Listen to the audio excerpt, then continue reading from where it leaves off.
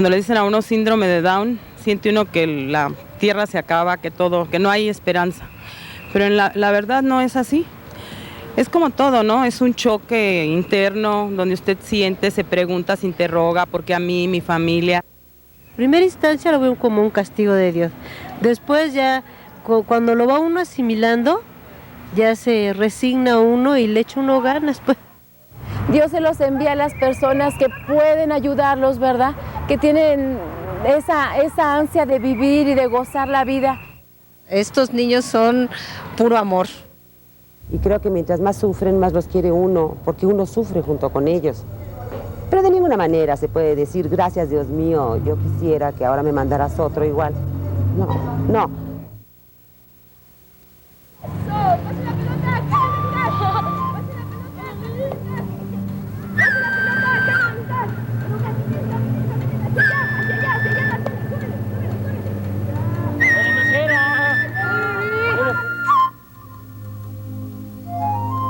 Las relaciones familiares del niño con discapacidad son tan importantes, si no más que las del niño normal.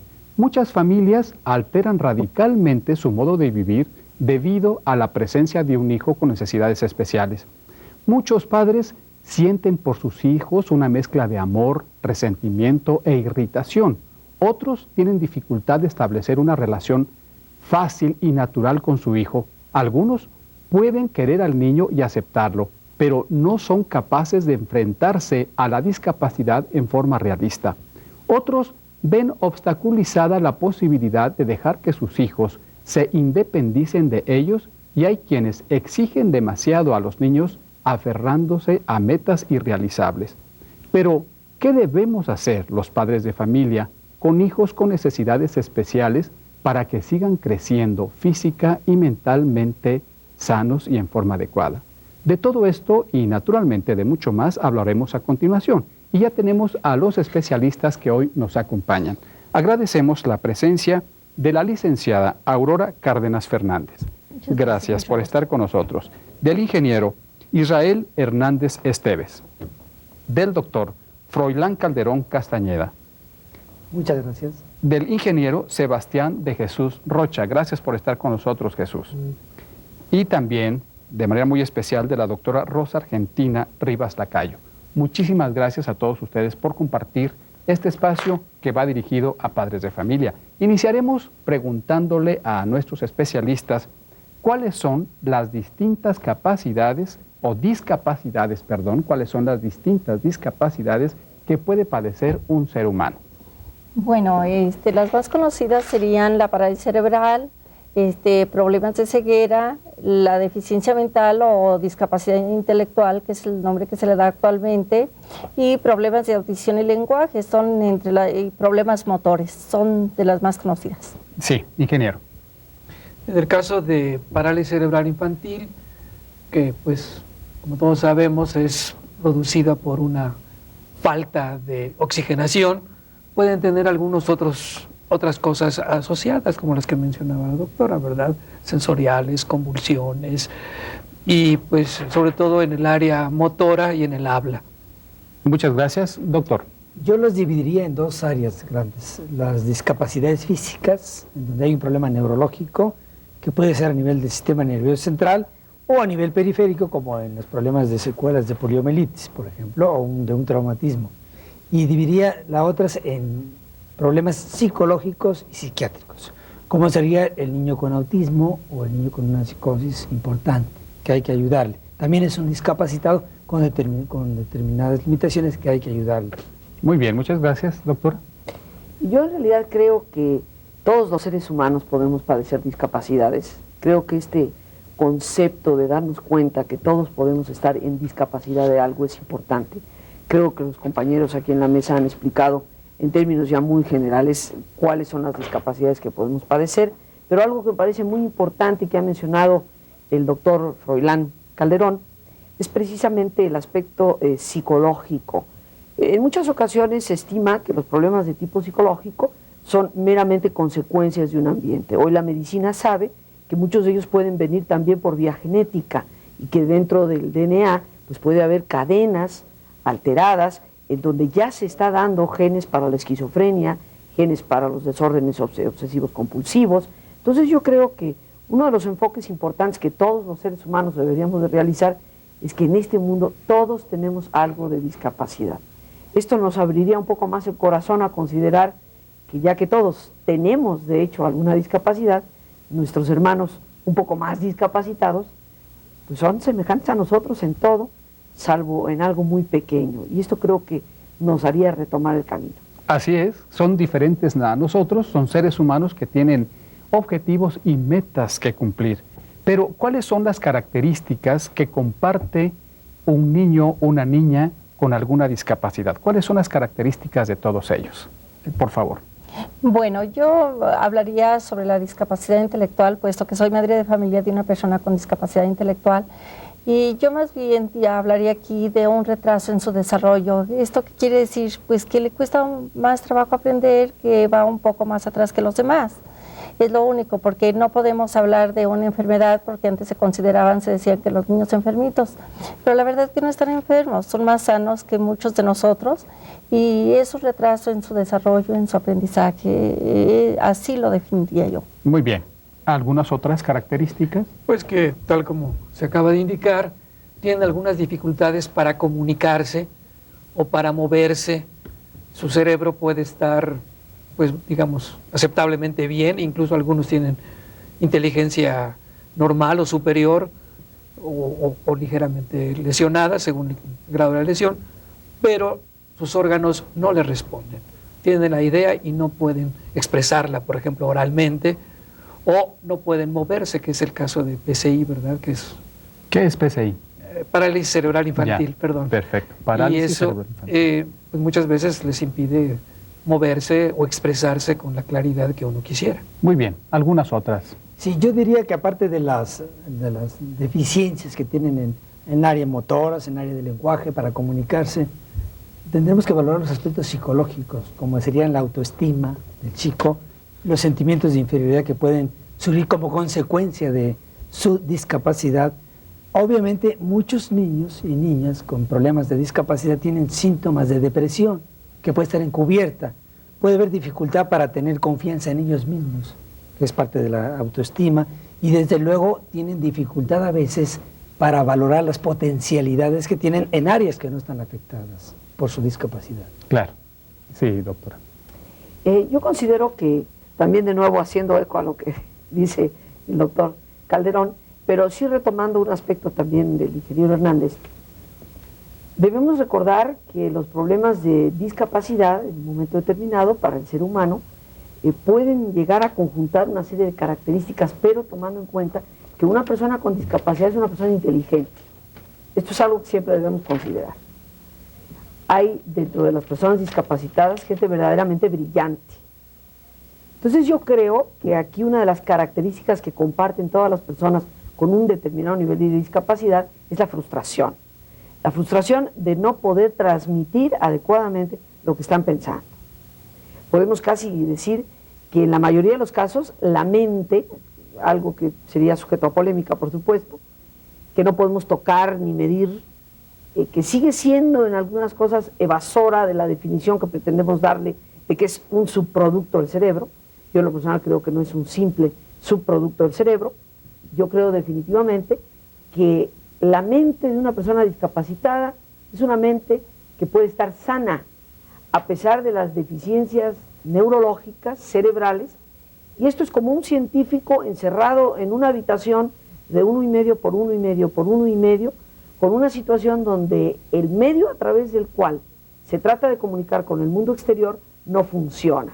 Entonces un hombre con una extraordinaria capacidad para poder pensar no tiene, por así decirlo, una computadora adecuada para poder transmitir su conocimiento. Y esto le va a causar frustración. Yo creo que obviamente adicional a lo que ya se han mencionado, este sentido de la frustración que solamente se verá aminorada en la medida en que él mismo comprenda su problema, que la familia le dé el apoyo emocional y que la sociedad lo podamos recibir de otra forma. Es importante retomar lo que dice la doctora, porque de igual manera hemos visto que la familia apoya y debe apoyar, pero ¿qué tanto debe apoyar la comunidad? ¿Qué tanto debe apoyar la sociedad a este ser que tiene alguna discapacidad? Resulta que por desconocimiento o por falta de información no lo hacen.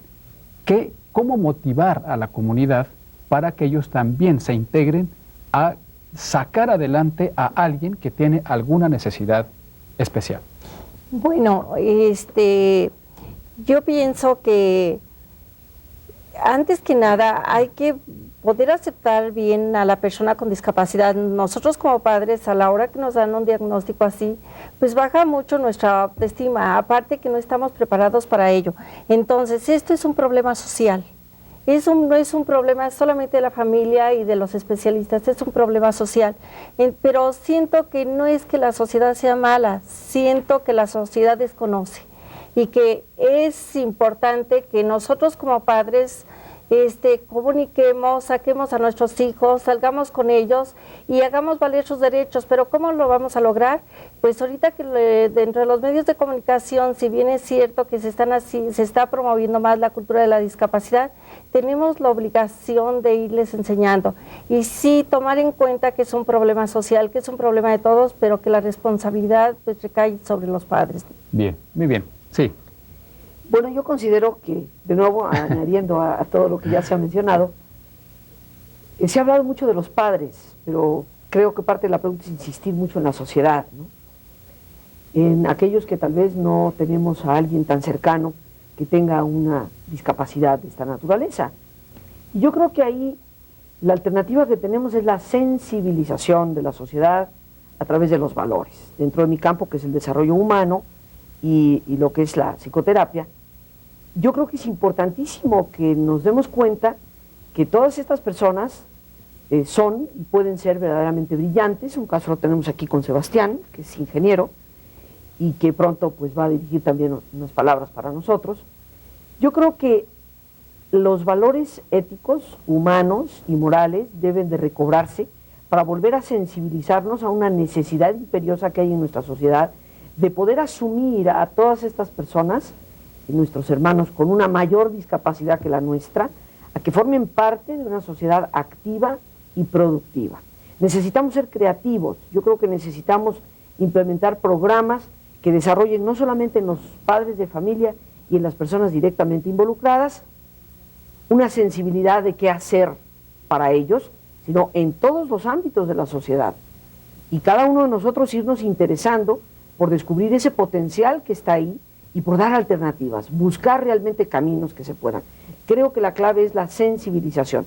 Parte de las campañas que hoy vivimos, como fue precisamente el Teletón, en donde participamos muchos medios de comunicación, está empezando a hacer consciente a las personas el impacto que puede tener positivo para nuestra sociedad la incorporación de nuestros hermanos con una mayor discapacidad. Y creo que en este programa vamos a tener la evidencia concreta a través de la participación de Sebastián, que posiblemente será el que más enriquezca lo que aquí se va a hablar. Así es, y ahora vamos con Sebastián. Efectivamente, Sebastián egresó del ITAM con una licenciatura en comunicación, en ingeniería en computación. Respecto a lo que hemos platicado, Sebastián, ¿cuál es tu punto de vista? Yo creo que hay algo muy importante y bueno, como siempre se está dejando de lado al discapacitado. El discapacitado no es una masa ajena a la sociedad, es parte del problema.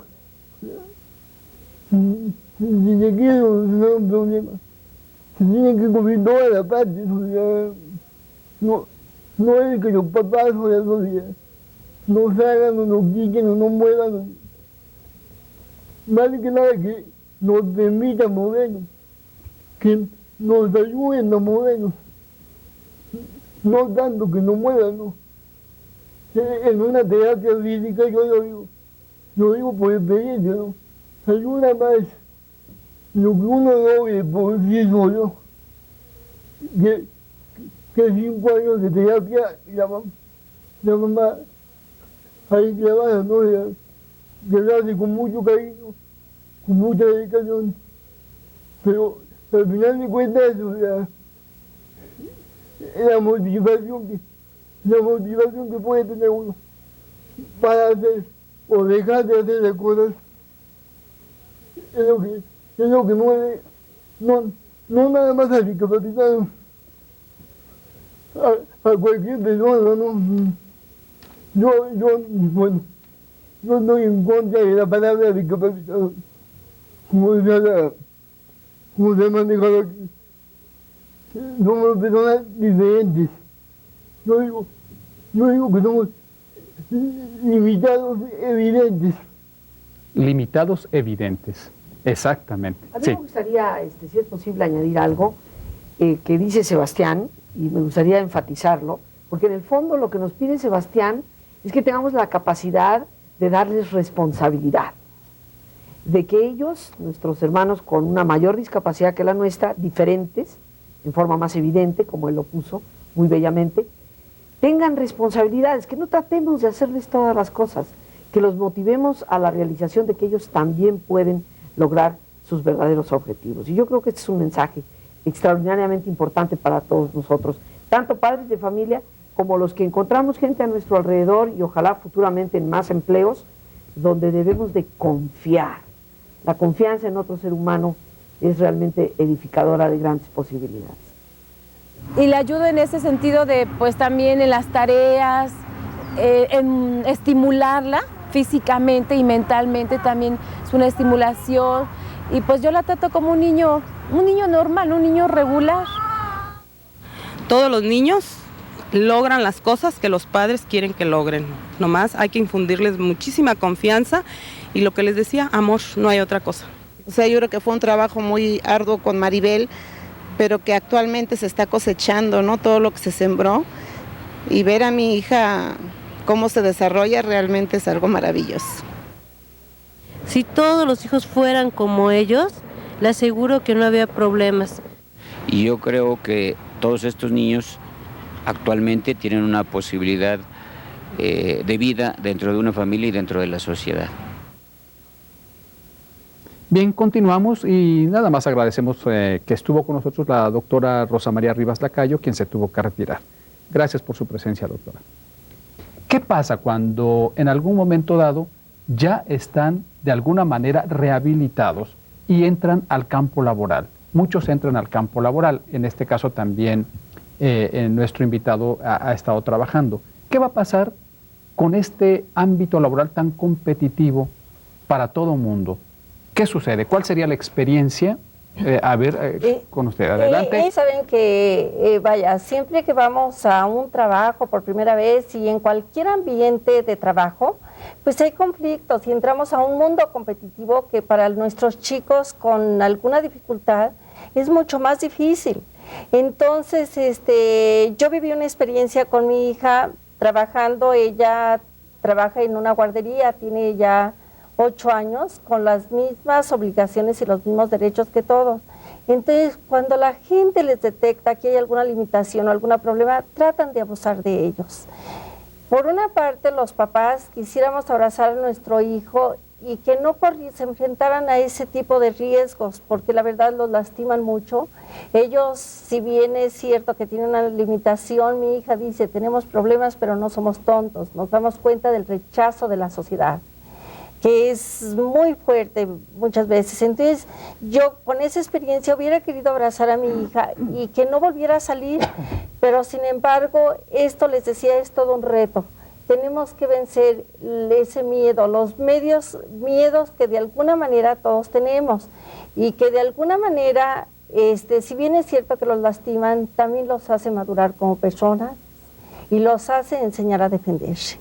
Y porque entrar a ese mundo de competencia, ese mundo, para ellos es más difícil. Si para nosotros es difícil, para ellos es más. Muy bien, doctor.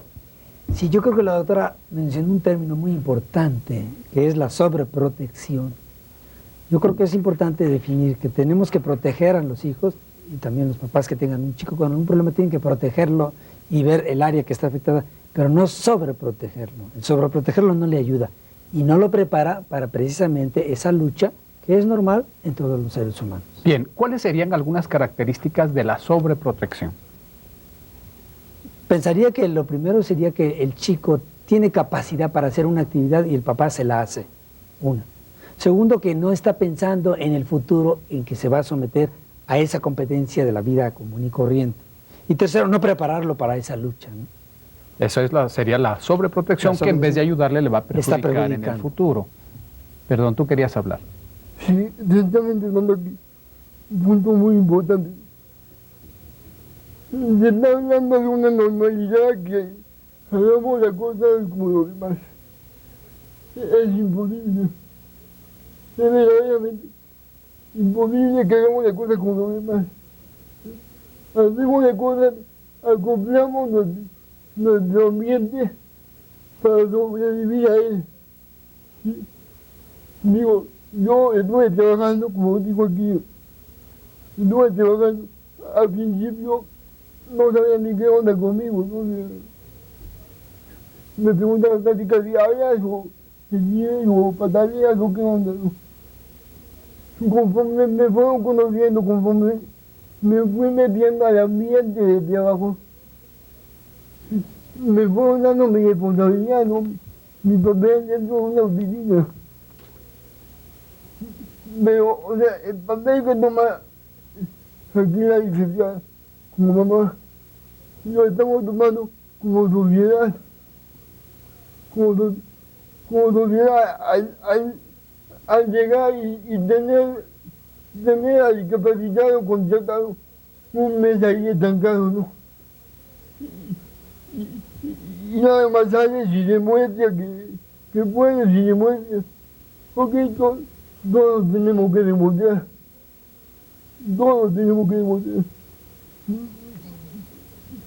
pero no voy a demostrar igual que una persona normal, entre comillas. Yo voy a demostrar conforme yo me he acoplado a la sociedad. Así es, cómo él se ha acoplado a la sociedad y naturalmente, bueno, cómo la sociedad lo va a recibir, cómo debe recibirlo. Veremos también de qué manera los padres de familia o cómo los padres de familia podemos ayudar a que estos chicos se vayan rehabilitando dependiendo de la discapacidad que tienen. Pero esto lo veremos al regresar de ver este reportaje que les invito lo veamos con mucha atención.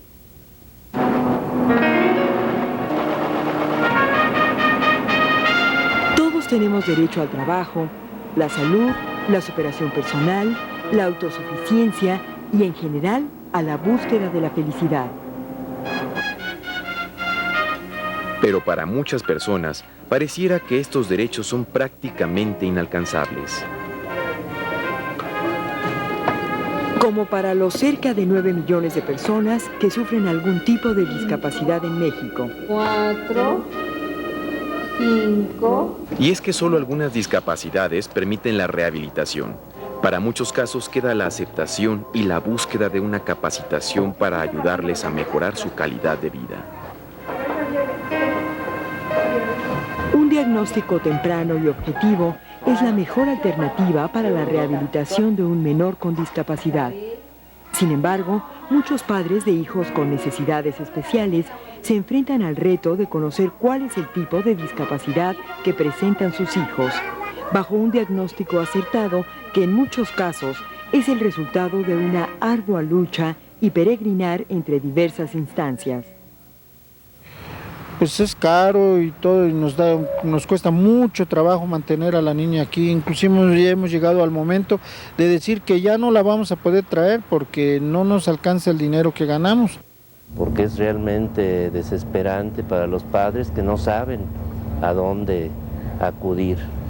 Ahora, bueno, esto lo decimos en un medio, una clase media, como hemos sido nosotros, pero los niños que no tienen recursos, es verdaderamente lamentable que no haya. En cuestión económica, pues todo esto es caro. Todo esto es caro. O sea, son niños de oro.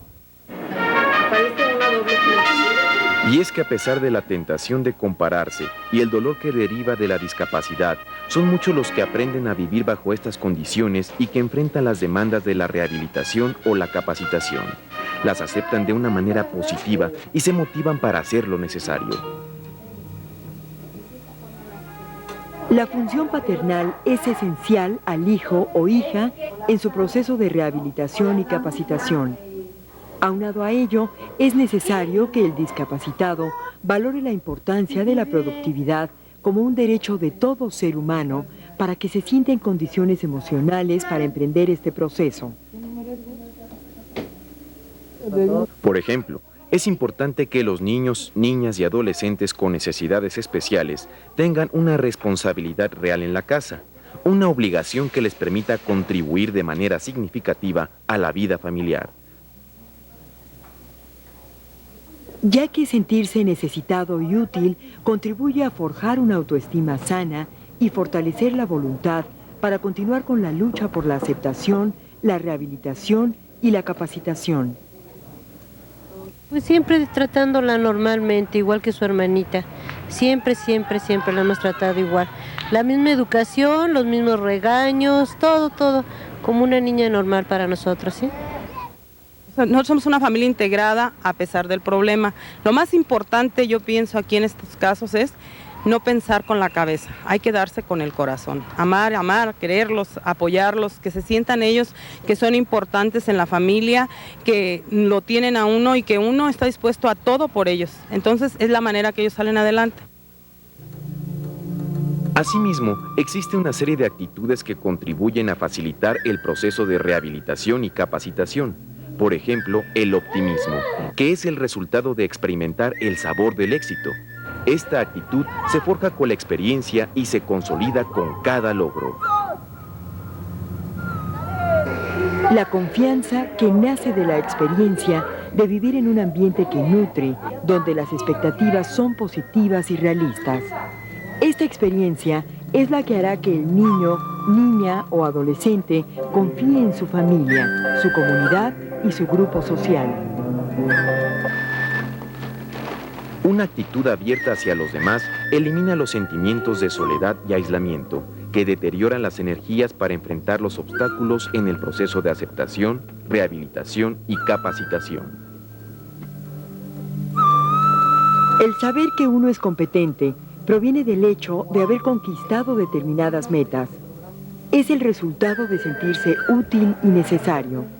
Y es que tener el control sobre la vida propia contribuye a la fortaleza interior y a preservar el proceso de rehabilitación y aceptación, el cual dura toda la vida.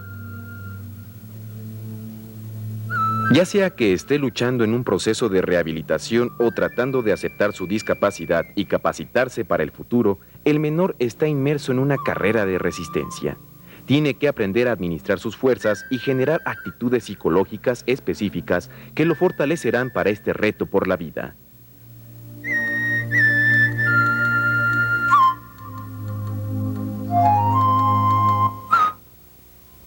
Bien, como nos dimos cuenta en este reportaje, la importancia que tiene la rehabilitación y la participación no solamente de la familia, sino también de las instituciones y sobre todo, y también de la comunidad. ¿Cuál es el punto de vista de ustedes respecto a esto que acabamos de ver? Adelante. Bueno, a mí me gustó mucho, vaya, si bien es cierto que en los centros los están rehabilitando y preparando para el trabajo, para una vida independiente, lo que nos hace mucha falta es que cambien las leyes, que les den oportunidades de trabajo a nuestras personas con alguna discapacidad. Y vaya, si bien los preparamos, los habilitamos, pero vemos que se les siguen cerrando puertas. Sí, ingeniero. Sí, yo pienso igual que las instituciones que existen no son suficientes. Hay muchas, muy lindas, que trabajan muy bonito, pero yo creo que requieren más apoyo tanto gubernamental como de la sociedad en general. Los padres de familia, pues somos los primeros en que nos esforzamos porque nuestros hijos salgan adelante, pero sí, como se ha dicho, tienen necesidades especiales. La rehabilitación es cara, casi nadie la puede pagar, entonces requiere apoyos para que estos muchachos puedan integrarse al mundo laboral sin dificultades. Claro, muy bien, doctor. A mí me pareció un reportaje muy importante porque nos plantea lo ideal que sería, ¿no? De que todas las personas con alguna discapacidad pudieran tener esa integración a la sociedad. Yo volvería a mencionar lo que dije hace rato en relación a este señor Pitman, de cómo la familia está en crisis de desvalimiento.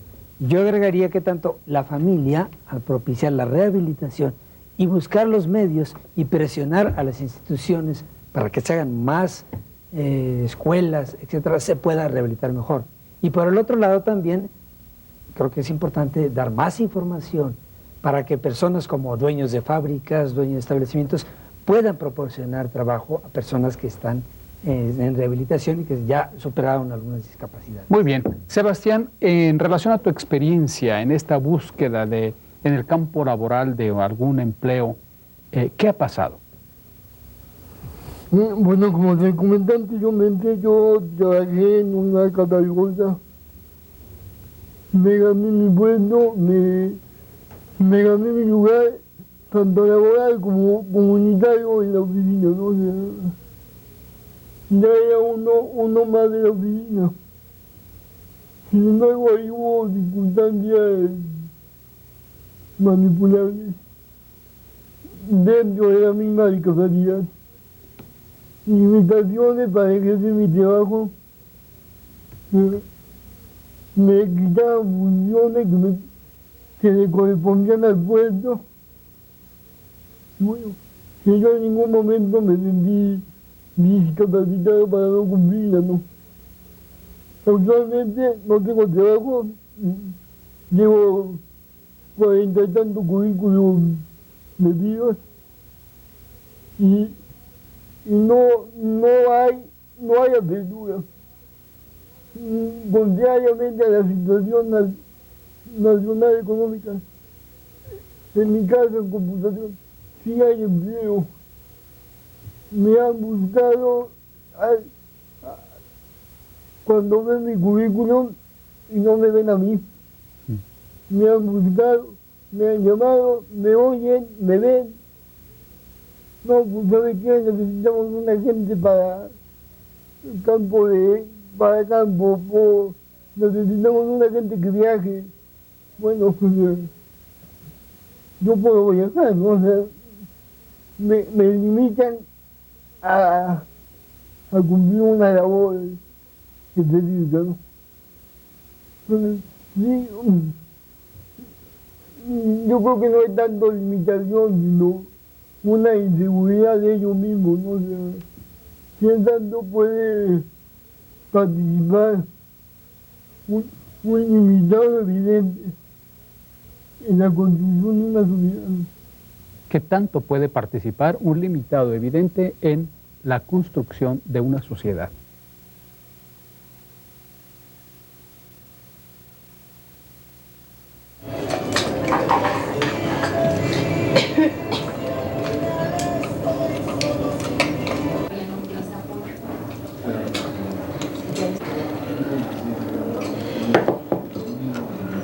El objetivo de CAPIS es lograr la mayor integración de los jóvenes, de las señoritas con discapacidad intelectual en todos los contextos sociales que tiene toda la vida de todo mundo.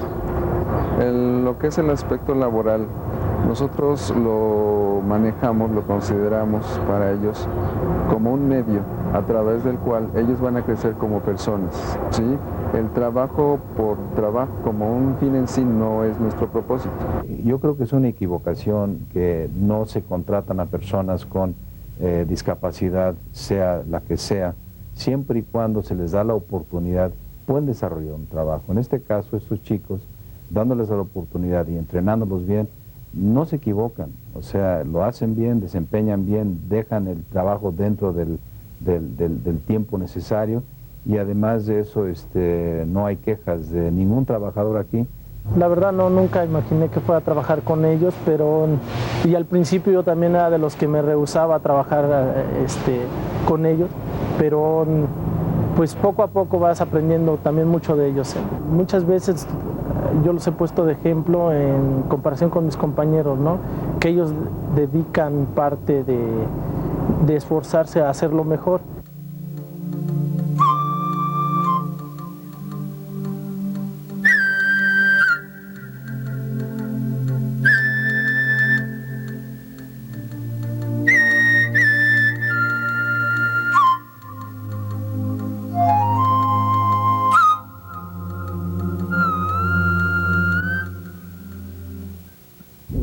definitivamente. Yo creo que el empresario que no se abre a una discapacidad, en este caso mental, se equivoca. O sea, se equivoca, no enriquece ni su propia vida.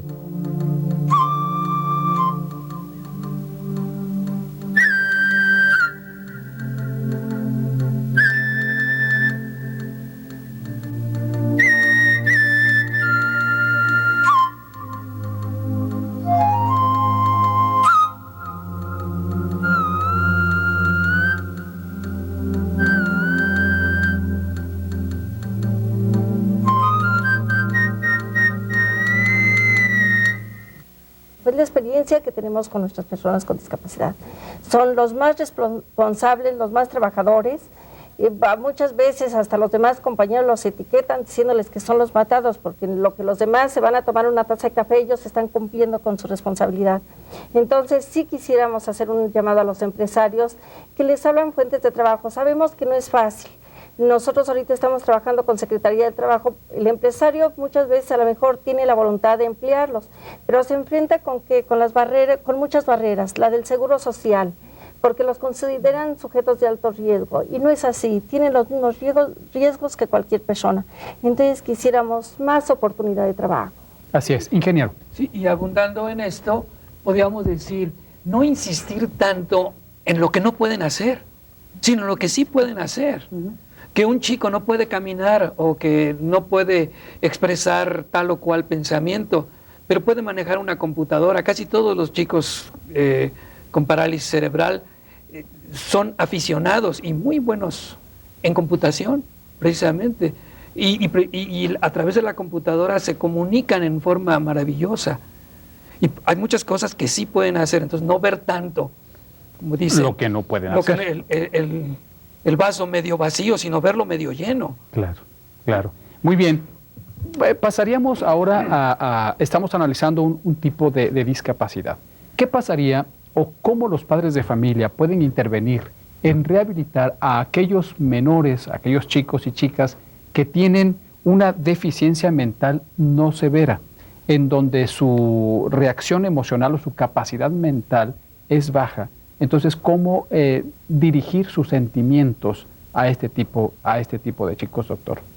Sí, yo creo que desde luego partimos desde el punto de vista que tenemos que tener primero el diagnóstico para formular un plan de tratamiento. Desde luego habrá individuos que aparentan en las pruebas psicológicas una deficiencia mental superficial, pero que en realidad no es tal, sino que va conjuntamente con síntomas depresivos, de cómo siente su autoestima, y entonces responde mal. Yo creo que eso es lo importante. Nosotros ya sabemos que las pruebas psicológicas son efectivas, pero obviamente tenemos que tomar en cuenta cómo fueron aplicadas, en qué momento y todos los cambios que va a haber. Y no pensar que es algo estático, es algo dinámico, que va cambiando. En la medida que estimulamos un chico, a lo mejor responde en otra forma diferente después, ¿no? Creo que eso sería el punto básico. Claro. Hacer el diagnóstico y formular el plan de tratamiento conjuntamente, profesionistas con los familiares de la persona que tenga este problema. Sí, usted mencionó que darle una autoestima o estarle tratando de elevar su autoestima, pero ¿de qué manera? ¿Cómo? ¿Cómo elevarle la autoestima, ingeniero? Bueno, yo partiría de un punto. A veces la que necesita elevar su autoestima es la familia. Empezamos por los padres. Cuando tenemos un hijo con algún problema de este tipo, empezamos a pensar que somos fábrica de hijos con algún defecto. La madre se niega a volver a tener otro hijo. En muchos casos hay problemas internos que pueden llegar a cosas graves como rompimientos, etc. Entonces, en primer lugar, darnos cuenta que somos una familia común y corriente, que así como hay padres que tienen hijos güeros y otros tienen morenos y otros los tienen chaparros y otros altos, a nosotros nos tocó un hijo con una característica especial, con una necesidad especial. Y esa necesidad tiene que ser resuelta primero en el seno familiar. Como dijimos hace un momento, para empezar con mucho amor. Estos hijos nuestros son fuente de amor y necesitan que se les dé amor, apoyo, no protección, no sobreprotección, como se dijo hace un momento. Y ese apoyo va a ir desde que aceptemos el problema, lo enfrentemos valientemente delante de propios y extraños. No esconder al hijo. Hay personas que lo esconden, no. Salimos a la calle, vamos a Chapultepec, vamos a donde sea necesario.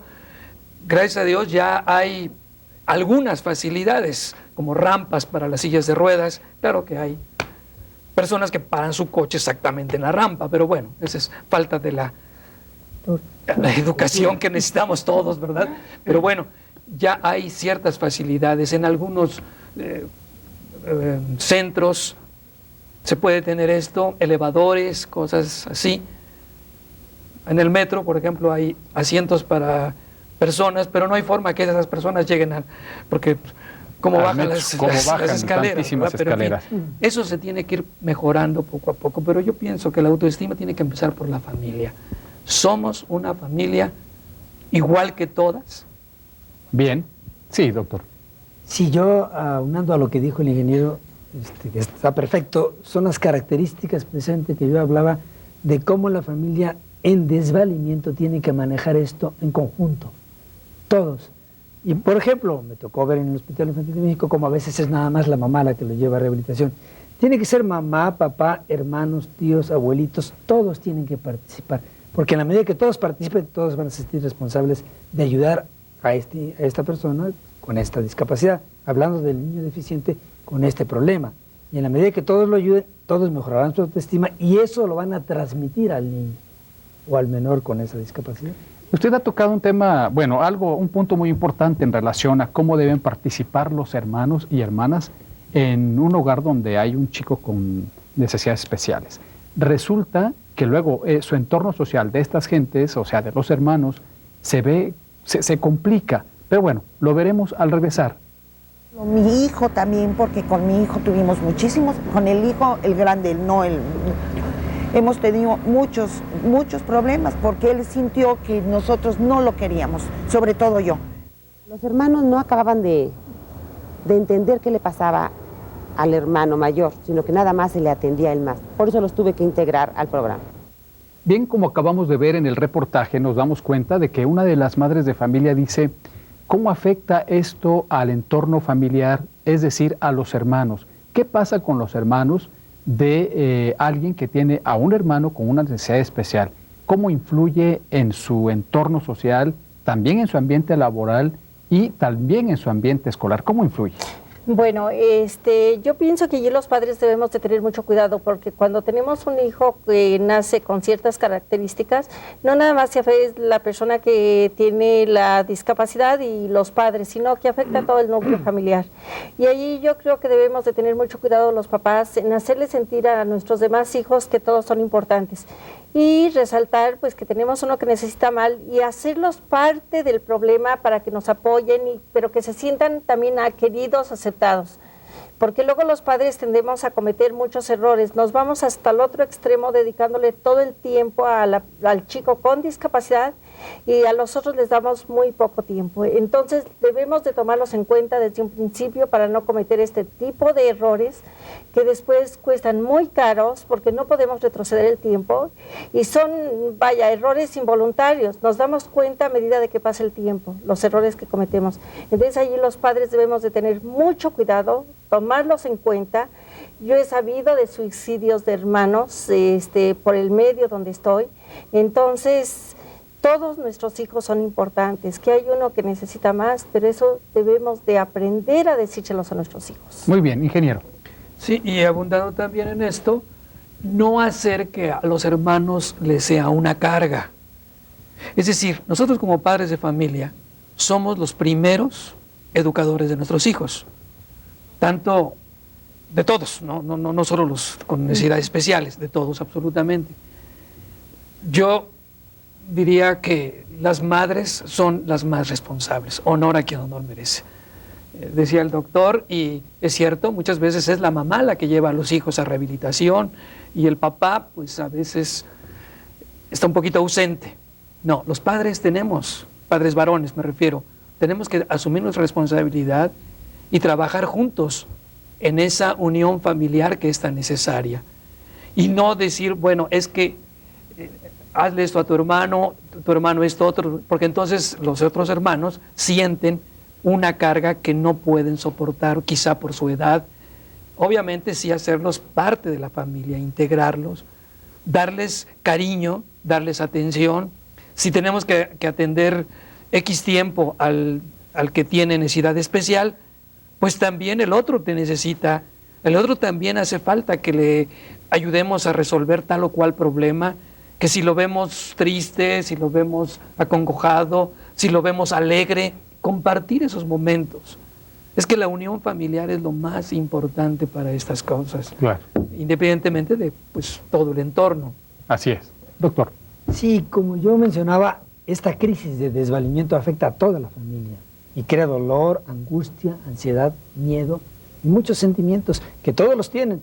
Tanto el chico con discapacidad tiene los sentimientos y los capta de la familia, de los padres, de los hermanos. Yo creo que en la medida que todos se hagan responsables, pero como dice el ingeniero, no que se le cargue la mano a uno, sino que todos tienen que participar y que todos se sienten que están ayudando en esa situación de crisis de la familia. En la medida que todos se sienten responsables y en la medida que todos se sienten queridos, entonces esto va a afectar y va a ayudar, no va a afectar tanto y va a ayudar a la rehabilitación más integral del chico con discapacidad. Sebastián, tu experiencia en este aspecto. Muy doctor, es un problema que afecta a todos, ¿no? Tanto el niño normal como el niño limitado, tiene sentimientos, siente el enojo del hermano que lo obligan a llevar a terapia, que lo obligan a hacer muchas cosas que no es su papel de niño, ¿no? O sea, es cierto, es una responsabilidad. Tiene que ser una responsabilidad compartida en la familia, pero empezando por el discapacitado. Muy bien. Que es el único que puede compartir y decir hasta dónde quiero que me ayude, ¿no? Hasta dónde necesito tu ayuda. Esto lo tiene que decir el chico con necesidad especial, decirle hasta, yo quiero aquí, hasta aquí tu ayuda. Bueno, viene de un proceso muy largo de concientización, de discapacidad, pero tiene que llegar a ser capaz de rechazar la ayuda que no es necesaria. Ok, que tiene que ser, perdón, o sea, que tiene que decir el chico con alguna discapacidad, esto sí quiero la ayuda, en esto no porque lo puedo hacer. Soy autosuficiente en esta cuestión. ¿No es así? Es lo que acaba de decir, ¿verdad? Claro. Sí, yo lo que dice Sebastián, agregar lo siguiente. Esto va a ir mejorando su autoestima y su autoconfianza y su autonomía como individuo aparte. Eso es muy importante. Claro. Bien, pues estamos llegando al final de nuestro programa. Vamos a pedirle a nuestros especialistas una breve conclusión dirigido a los papás que seguramente están muy interesados en este tema y que en este momento pues están en las distintas aulas que están recibiendo el programa Así para Nuestros Hijos. Adelante, por favor. Sí, yo les diría a los papás que están viendo en ese momento el programa, que si bien es cierto que no nos conocemos, hay algo que nos une a todos y es el sentimiento. Pero ese sentimiento tiene que ser canalizado a dar un apoyo auténtico a nuestras personas con discapacidad, a pedirles a los profesionistas, ahorita que se habla tanto de integración, que debemos de trabajar juntos, unidos, los tres, nuestro hijo, nosotros como padres y el profesionista, de la mano, ni uno adelante ni otro atrás, y van a ser familias de éxito. Y también lo que quiero volver a remarcar, que los hermanos no son responsables de tener un hermano con discapacidad, que nosotros como padres muchas veces pensamos que cuando yo no esté, al fin que tienen sus hermanos. Eso no es cierto. Los hermanos tienen derecho a vivir una vida plena, que somos nosotros los responsables. Entonces, nuestros hijos van a alcanzar la independencia que nosotros queramos a medida de sus posibilidades. Muchas gracias, ingeniero. Pues, retomando el tema de la familia, nuestras familias son familias común y corriente. Se mencionó en el reportaje acerca si era una bendición. De alguna forma, somos distinguidos en que nos haya tocado esta situación, pero entonces la responsabilidad es mayor, el esfuerzo es mayor, el poder dar más amor, pues tal vez sea un privilegio. Si le queremos llamar bendición, pues bendita bendición, ¿verdad? Pero tenemos que dar, pues, ejemplo de coraje, de valor, de entrega y sobre todo de mucho amor. Mucho amor tanto para nuestros hijos con necesidades especiales como para los demás. Y como se dijo aquí, repitiendo lo que dice la licenciada, no hacer de nuestros demás hijos una carga. Dani no es carga para sus hermanos, sin embargo ellos lo ayudan con muchísimo cariño, porque hemos tratado de fomentar esa unión familiar. Muy bien, muchas gracias. Doctor. Sí, yo diría lo siguiente, no hay duda que se tiene que tener el diagnóstico de la persona con discapacidad para rehabilitarlo en las áreas que están afectadas, si es el lenguaje, si es el área motora, buscar los medios para dar la rehabilitación adecuada. Pero además de eso, la familia tiene que hacer un análisis, y un análisis dentro de todos los miembros de la familia para ver cada quien cómo puede ayudarlo, no como carga, sino, como ya dijeron los compañeros, sino como una ayuda. Esto va a ayudar a que el individuo pueda superarse. Y el otro punto básico, así como darle confianza y darle mejorar su autoestima, no sobreprotegerlo, sino protegerlo lo necesario. Muy bien, Sebastián. Bueno, retomando el punto que dice el doctor, la mayor forma de no sobreprotección es hacer conciencia de que somos personas, somos niños, somos adolescentes, somos estudiantes, profesionistas o trabajadores, que tenemos una discapacidad, es una disidente, pero somos todos los anteriores. La discapacidad no nos limita a ser hombres de provecho para todos. Bien, muchas gracias. Y a ustedes, queridos padres de familia, ya sea que usted esté luchando en el proceso de rehabilitación de uno de sus hijos o tratando de aceptar su discapacidad, tiene que aprender a administrar sus fuerzas, volverse resistente y generar actitudes positivas que lo fortalecerán para el resto de su vida. Y ustedes, padres de familia, que no tienen este tipo de necesidad especial, ayudemos a los discapacitados, no teniéndoles lástima, sino ayudándoles para que se superen. Muchísimas gracias por estar con nosotros y seguramente a continuación seguirán el trabajo con los talleristas que ya están listos para continuar. Muchas gracias y nos vemos en una próxima emisión. Hasta luego.